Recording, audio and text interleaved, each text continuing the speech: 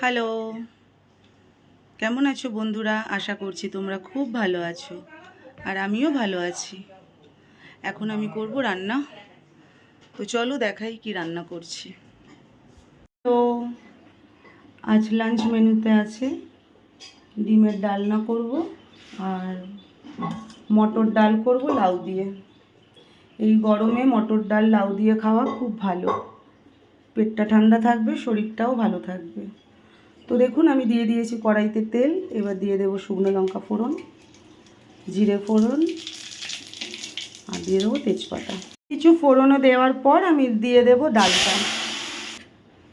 দেখুন ডালটা সিদ্ধ করে নিয়েছি, জিরে তেজপাতা শুকনো লঙ্কা ফোড়ন দিয়ে ডালটাকে দিয়ে আমি লাউগুলোকে দিয়ে দিয়েছি। হোক, আমি পরে আসছি। দেখুন আমার ডালটা হয়ে গেছে, খুব সুন্দরভাবে হয়ে গেছে। এবার আমি একটু চিনি দিয়ে দেব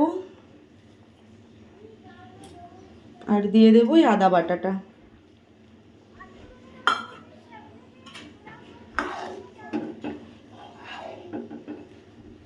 এবার আমি নামিয়ে নেব। ধনেপাতা ছিল না, একটু ধনেপাতা হলে উপর দিয়ে ছড়িয়ে দিলে আরও ভালো লাগতো, কিন্তু নেই ধনেপাতা বাড়িতে। কড়াইতে তেল, এবার নুন হলুদ দিয়ে আমি ডিমটাকে ভেজে নিচ্ছি। ডিমগুলো ভেজে আমি তুলে নিয়েছি। এবার আমি দিয়ে দেব আলুগুলো ভেজে নেব।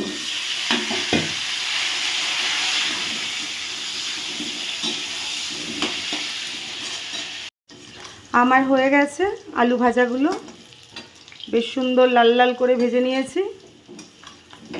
এবার আমি তুলে নেব। দেখুন এখানে আমি ডিমের ঝোলের জন্য আলু আর ডিম ভেজে রেখে দিয়েছি।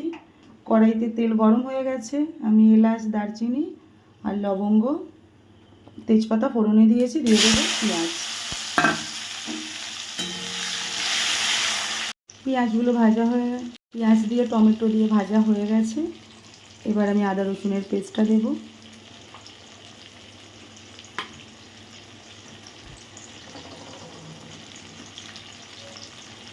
তারপর দিয়ে দেবো লঙ্কার গুঁড়ো,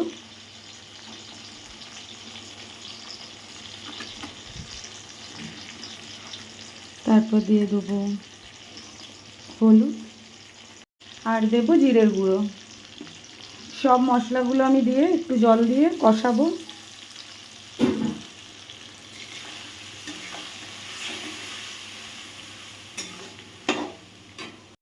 দিয়ে দিলাম নুন।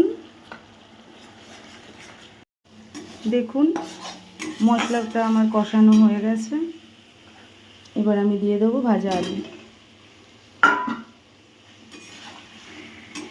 ভাজা আলু দিয়ে মশলায় আমি কষিয়ে নিয়েছি। ডিমগুলো দিয়ে দেব একটু গরম মশলা।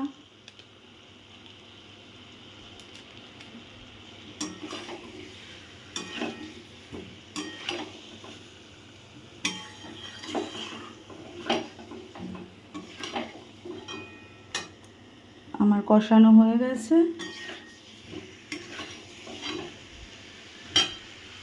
এবার দিয়ে দেব আমি আমার পরিমাণ মতন জল। দেখুন আমার রান্না হয়ে গেছে লাউ দিয়ে মটর ডাল,